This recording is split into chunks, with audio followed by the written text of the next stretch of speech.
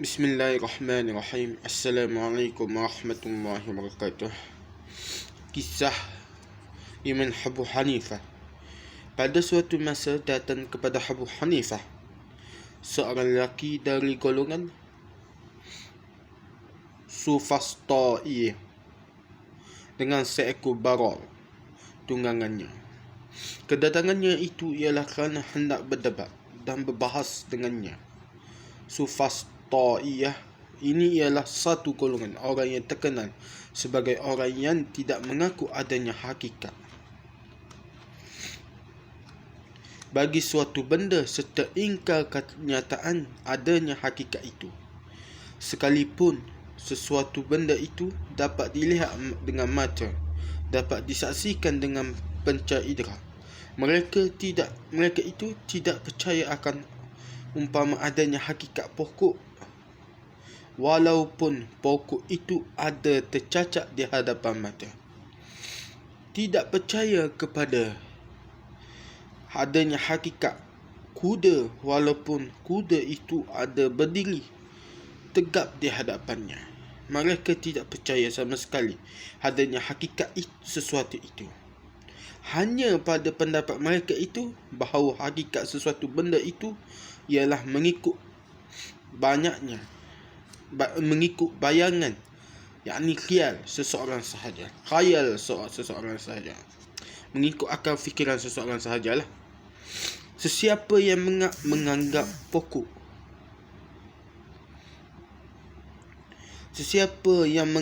pokok itu pokok, maka barulah dikatakan pokok. Sesiapa yang menganggap kuda itu kuda, maka barulah dikatakan kuda. Begitulah seterusnya. Jika tidak menganggap demikian, maka tidaklah dikatakan pokok itu pokok, dan tidaklah pula kuda itu dikatakan kuda.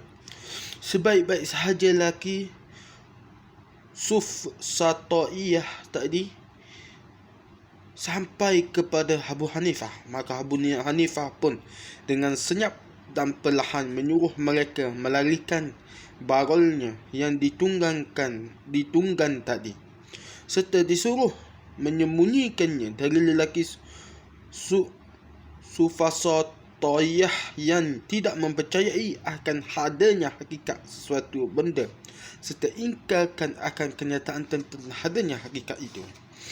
Setelah ia berdebat dan berbahas dengan Abu Hanifah dengan panjang lebarnya, maka ia pun keluarlah dari majlis perdebatan itu menuju ke tempat baral yang ditempatnya di luar tadi. Beliau tidak hairan serta terpingau dari sebab kehilangan baralnya, sambil menoleh ke kanan ke kiri ke belakang mencari di tempat yang ditambaknya dahulu tetapi tidak juga dijumpainya. Lalu ia pun meminta tolong kepada Abu Hanifah mendapatkan baral tersebut. Maka Abu Hanifah pun dengan pantas menjawab kepadanya, "Tidakkah anda mengatakan bahawa ada hakikat sesuatu benda? Tidak ada hakikat sesuatu benda. Dan anda menganggap itu hanya bayangan, khayal seseorang sahaja. Dan baral yang anda cari itu pun tentulah tidak ada hakikat baginya, dan ianya bayangan, khayalan anda sahajalah. Kalau demikian, tak usahlah lagi anda mencari baral anda itu. Apalah gunanya anda hendak mencari sesuatu yang tidak ada hakikat pada anggapan anda." Setelah lelaki itu mendengar kata-kata Abu Hanifah, memang bertujuan hendak mematahkan segala pendapat dan anggapan orang-orang Sufasta'iyah itu, maka ia pun terus meninggalkan segala pendapat dan anggapan yang salah berhubung dengan adanya hakikat sesuatu benda itu. Manakala lelaki Sufasta'iyah itu mengaku kebenaran Abu Hanifah dan kembali kepada kebenaran, maka barulah baralnya itu dikembalikan semula kepadanya. Seorang lelaki datang menemui Abu Hanifah di malam hari, lalu berkata kepadanya, "Wahai Abu Hanifah, tolonglah saya sebelum dari terbit fajar malam ini. Kalau tidak, maka isteri saya akan tertolak. Abu Hanifah, apa sebabnya? Abu Hanifah berkata, apa sebabnya? Lelaki menjawab, saya ada mengeluarkan kata-kata kepada isteri saya dengan cara bersumpah. Kata saya kepadanya, jika naik fajar malam ini dan jika anda tidak ada bercakap dengan saya, maka anda tercerai dengan 3 tolak. Selepas itu saya tak mahu isteri saya itu ditolak dengan cara saya bersumpah dan dengan tidak ada bercakap dengan saya sebelum fajar itu. Tetapi sekarang saya mahukan ia bercakap dengan saya sebelum naik fajar malam ini, dan saya telah pun memujuk kepadanya sedaya upaya saya supaya ia mengeluarkan percakapannya kepada saya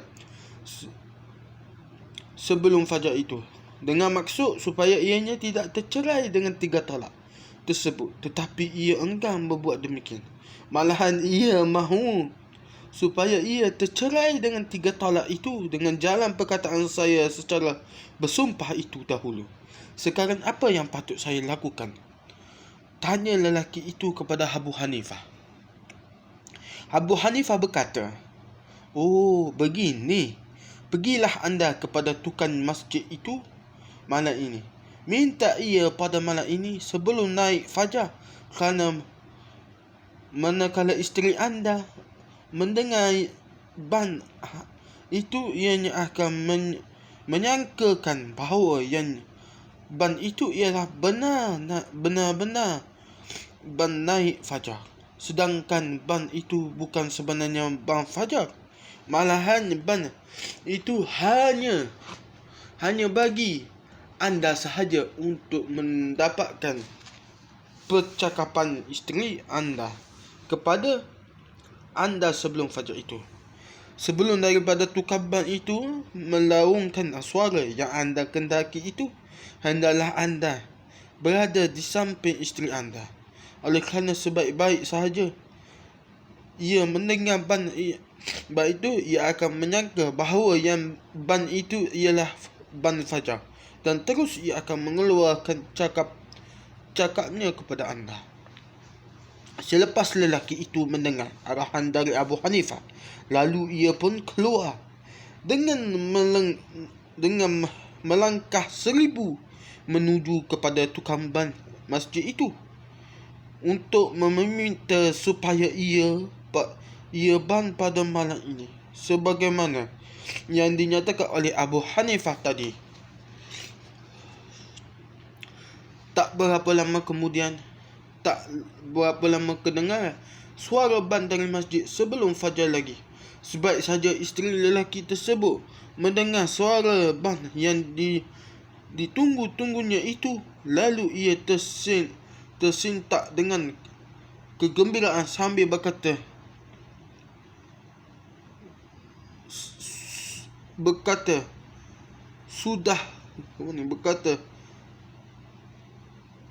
oh, ewah, dah ban. Sekarang saya telah tertolak dari anda, suami. Jawab suami, ewah, tidak.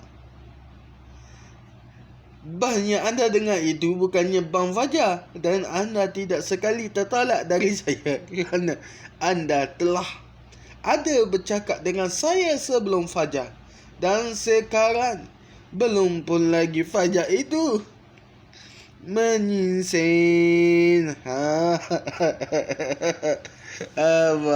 Assalamualaikum warahmatullahi wabarakatuh.